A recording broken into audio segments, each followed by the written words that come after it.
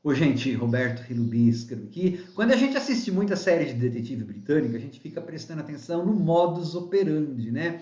E uma das coisas, por exemplo, é como que você obtém a confissão, como que você monta um caso para que as evidências sejam aceitáveis em um júri, né? Para que os advogados de defesa não peçam exclusão das provas. Então, conseguir testemunho mediante fita gravada é uma coisa muito complicada, né? Porque as pessoas às vezes não têm chance, estão sendo coagidas a falar, tal. Os policiais detetives lá da polícia de Leeds em 1992, 93, 94, provavelmente não assistiam muitas séries policiais do próprio país deles, né? Porque conseguiram uma confissão de um cara que foi anulada no julgamento. Eu estou fazendo esse vídeo aqui com spoilers, sem me preocupar, né? Eu avisei no título do vídeo. Geralmente quando é assim eu faço uma sessão de spoilers no final, né?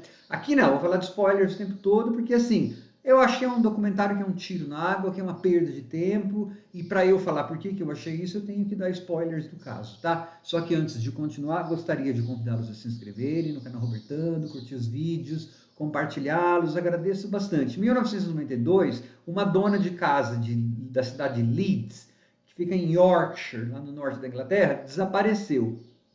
E a polícia suspeitou do marido, mas nunca tinha prova. O cara era super estranho, tal, sempre negou. Até que em 1994, meses depois, né, ele voltou para o mercado romântico, né? Aqui, na época não tinha internet, então anúncios de jornal lá, Clube dos Corações Lonely Hearts, Corações Solitários. Ele mandou uma carta para um jornal atrás de uma companheira. Aí então a polícia resolveu colocar uma policial disfarçada de suposto interesse romântico desse cara, e essa policial é que conseguiu a confissão dele. Só que isso foi rechaçado no tribunal e o cara foi inocentado, tá? O crime até hoje não tem, o desaparecimento dessa mulher até hoje não tem solução. O documentário, ele assim, é uma total perda de tempo. Por quê? Porque ele não apresenta nenhuma pista nova, né? O crime está dormente, né? Não aconteceu nada. Então não tem evidência. E o documentário não foi atrás de evidências. Os filhos são já adultos, mas nenhum deles foi entrevistado. E não se deram ao trabalho de colocar pelo menos uma legenda explicando para mim por que não foram. A parte em que a confissão é rejeitada pelo juiz, né, o advogado de defesa pede que seja, porque o cara foi coagido, blá blá blá, blá, rolou beijo entre a policial e ele.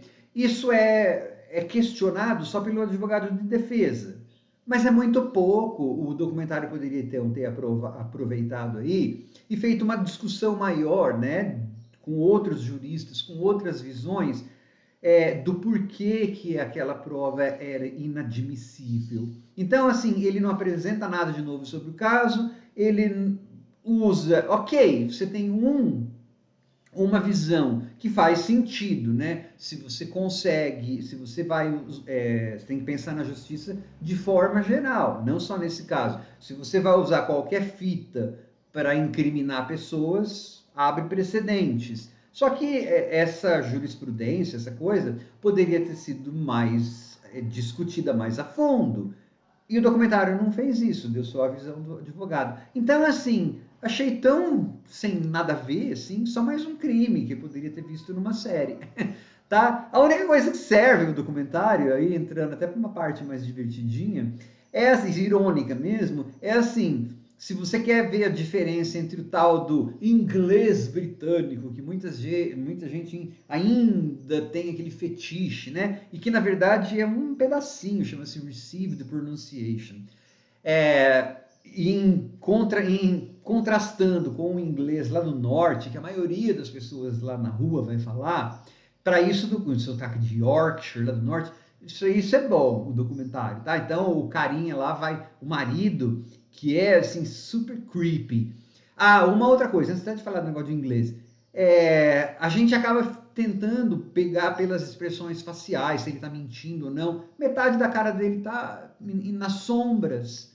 né? Então, uma metáfora de que o crime permanece insondável. Dane-se a metáfora. Eu queria talvez poder estudar.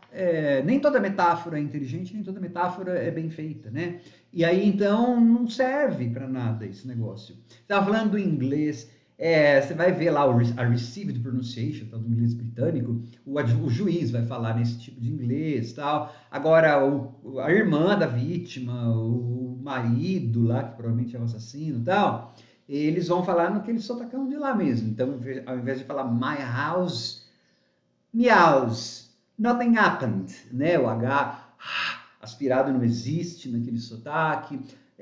Adjetivo possessivo my também não existe, eles usam me para nome objeto. Enfim, é um outro tipo de inglês que não tem nada a ver com aquele tão almejado inglês britânico que muita gente ainda sonha. Só que esse inglês de Yorkshire também é britânico. Por quê? Porque é um registro muito comum em boa parte da Inglaterra, tá? Mas para isso você pega um vídeo no YouTube para aprender a diferença entre os dois sotaques, né? Não precisa ver um vídeo. Ainda mais em duas partes, né? A primeira parte, o primeiro episódio são sobre as evidências, tudo circunstancial, né? Então ela desaparece, aí os vizinhos começam a falar que havia brigas, não sei o que, não sei o que, não. Na segunda é que a polícia arma essa armadilha, mas você aprende que ela não vingou. Ok. Para 2 horas, ainda se fizesse talvez 1 hora só, um episódio de 50 e tantos minutos, eu não teria ficado tão bravo ou decepcionado, né? Eu acho que não vale a pena, não. Tem tanto true crime aí, do documentário de crime de vida real. Nossa, é uma enxurrada enorme. Vai ver um que não tem solução, que não discute nada. Tchau.